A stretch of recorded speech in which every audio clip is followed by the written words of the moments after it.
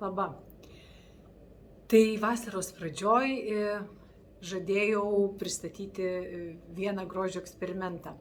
Kažkada labai seniai viena moteris man papasakojo, kad kai nuvažiuoja į Indiją, pasidaro veido anti-age akupunktūros kursą, žodžiu, grįžta kaip po plastinės operacijos ir iki kitos kelionės.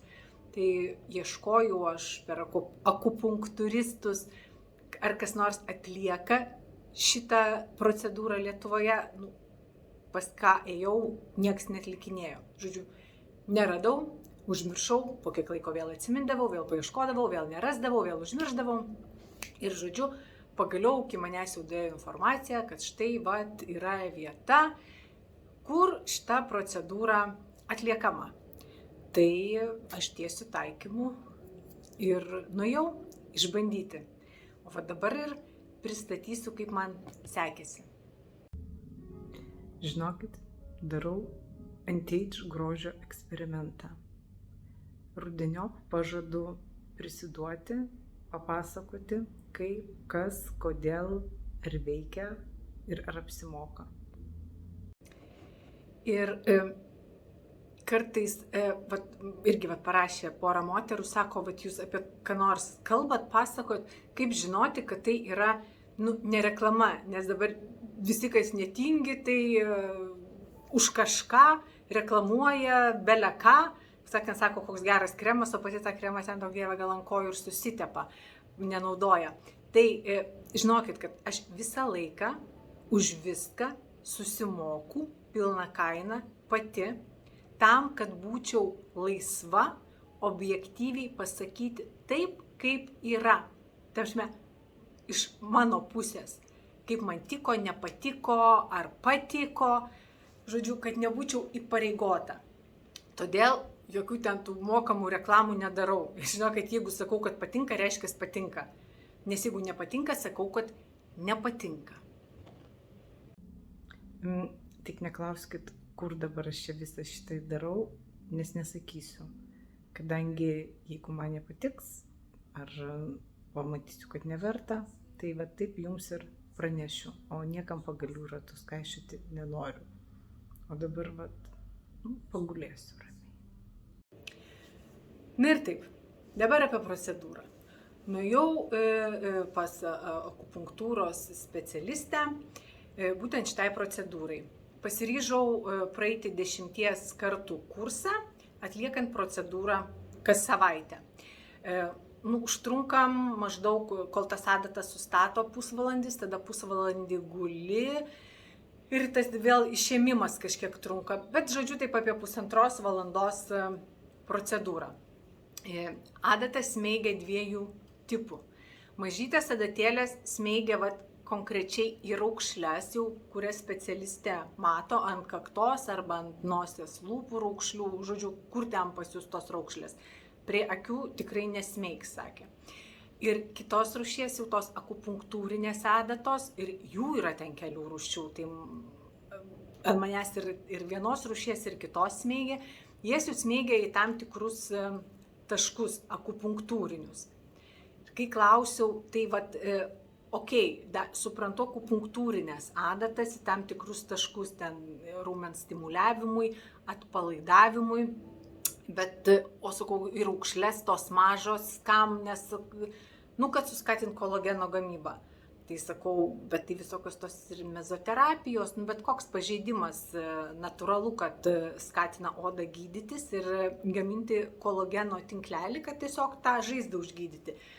Tai, esmė ta, kad tai čia yra tas pats, tiesiog ta adatėlė duriama į gilesnį gylį. Tai žodžiu, jas taip subado. Ir akupunkturistė sakė, kad būtent nosies lūpų raukšlės pasiduoda daug lengviau netgi negu kaktos raukšlės. Ką aš visą laiką ir iš praktikos, ir masažų, ir veido mankštų įsivaizdavau, kad nosies lūpų raukšlės yra sudėtingiau paveikiamos. Tai aišku, aš apsidžiaugiau, nes mano čia viena probleminių zonų tos nosies lūpų raukšlės. O, gerai. Tai aš jas ir pasifotografavau, kad žiūrėčiau, kad akis nepriprastų, ar jos man mažėja ar nemažėja. Ir taip vaikščiojau kas savaitę.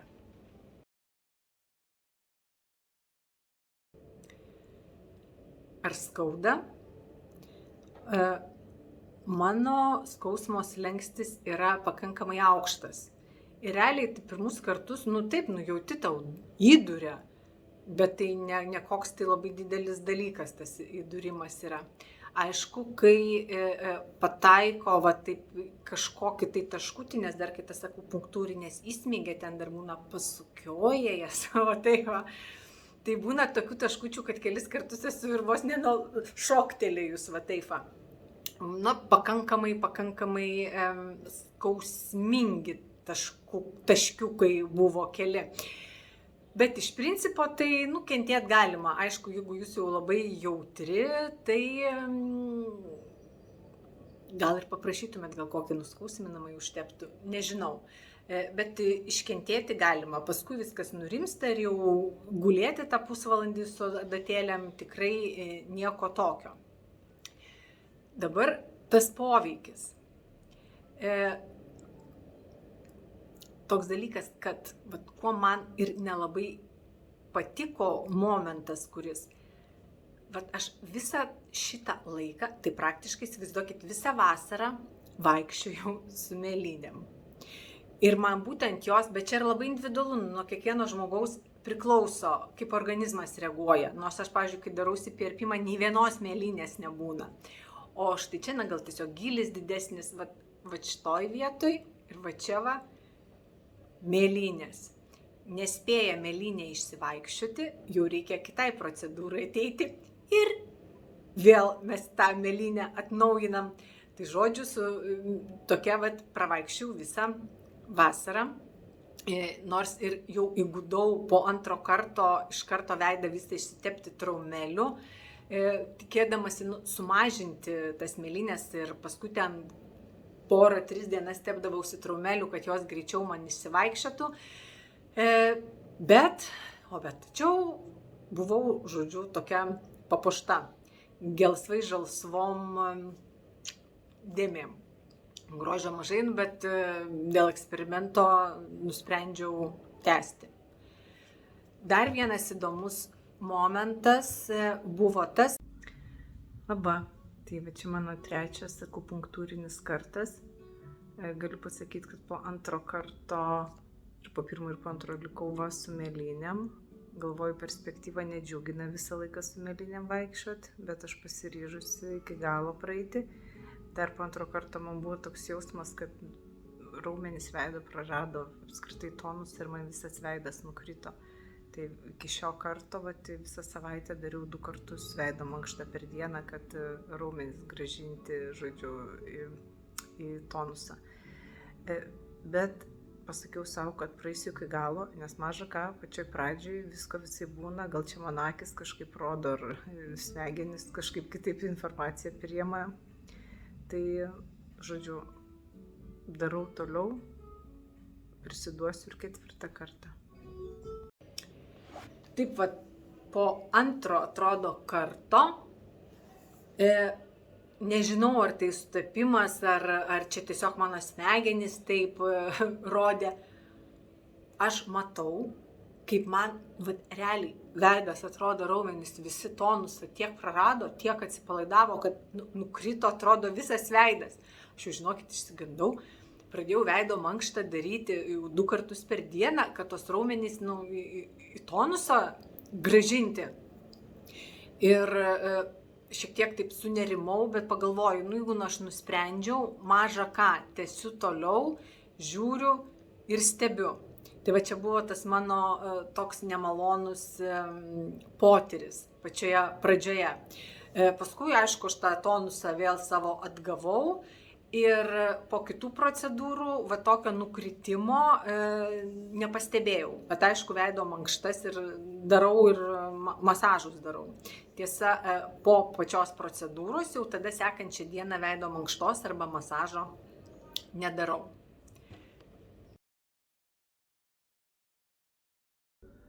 Aštuntas kartas.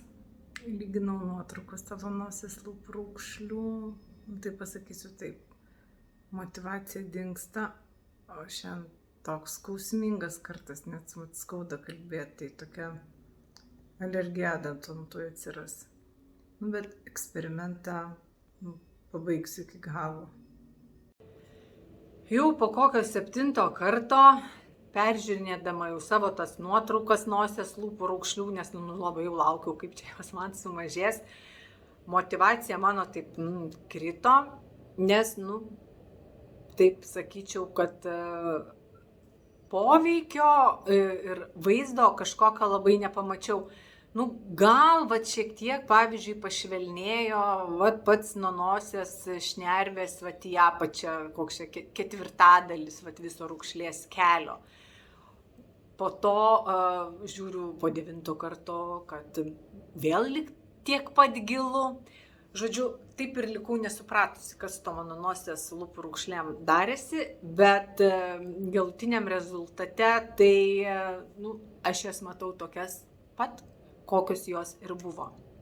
Ir jau 9-10 kartą aš jau, žinokit, jau prisiversdama ėjau tas procedūras, už tai, kad tokia kaip ir atsirado jau man alergija gal adatom, nors šiaip aš jų kaip ir nebijau, man neskauda, bet kadangi tų skausmingų taškučių kiekvienam karte yra ir jau taip einu ir atsigulu, visai jau net įsitempusi, galvoju, vėl dabar tą smeigimą visą iškentėti.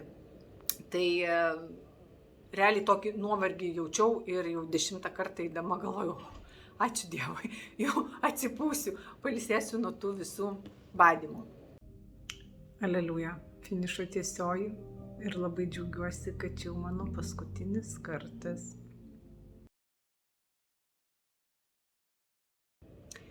Tai dabar reziumuoju. 10 kartų sumokėta nemažai pinigų, praleista, paaukota tikrai irgi nemažai laiko. Tai galiu pasakyti, išvertus iš rusų kalbos tas posakis: žaidimas nevertas žvakių. Tarpsime, lyginant visus šitus faktorius su rezultatu, tai tikrai neapsimoka. Dažnai aš realiai rezultato prilyginčiau, nežinau, kiek, iš 100 galimų procentų, galbūt kas galėtų būti 5 kokie tik tai. Ta prasme, jeigu, kadangi pagalvokit, visą vasarą 10 kartų, kas savaitę, tai 10 savaičių man buvo, kad keli kartai, kai buvo 2 savaičių tarpas, tai reiškia, visą vasarą, 3 mėnesiai. Tai, žinokit, 3 mėnesius, kiekvieną dieną, reguliariai, sąžiningai, darant veido mankštą, vaikštant į masažus arba atliekant savimasažus pačiai, tai čia yra rezultatas, lyginant su tuo akupunktūros, tai čia kaip diena ir naktis. Net nesulyginami dalykai. O ir finansinės ir laiko sąnaudos, veido mankštų ir tų masažų yra irgi juokingos, lyginant su tokio akupunktūrinio kurso viso išlaidom. Tai, kaip ir sakiau, aš nenoriu niekam kaišioti pagalių į ratus, todėl ir nesakau ir neklauskite, kur aš atlikau tą procedūrą. Dalinuosi su jumis tiesiog apie potyrius pačios procedūros, nes pasirodo ne vienoje vietoje, kad ir tam pačiam Vilniuje jinai atliekama, jau po to irgi sužinojau apie dar vieną vietą. Tai apie pačią procedūrą mano išvada, kad aš tikrai daugiau nebekartosiu ir netgi profilaktiškai ją neisiu. Tiesa, jeigu jūsų veide yra labai daug įtampos, veidas visas įsitempia, raumenys visi įtampoj, nueiti, susismeigti grinai atpalaidavimui raumenų, arba būna žmonės eina dėl kramtomojo raumens atpalaidavimo, bet aišku, čia irgi nuolat reiktų eiti, nes šiaip reikia pačią problemos priežastį spręsti. Bet tokiam atpalaidavimui galima šitą variantą akupunktūrinį pasirinkti.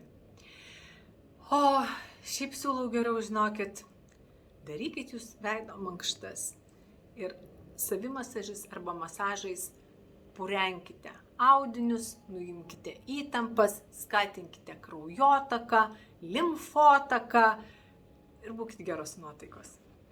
Į grožį.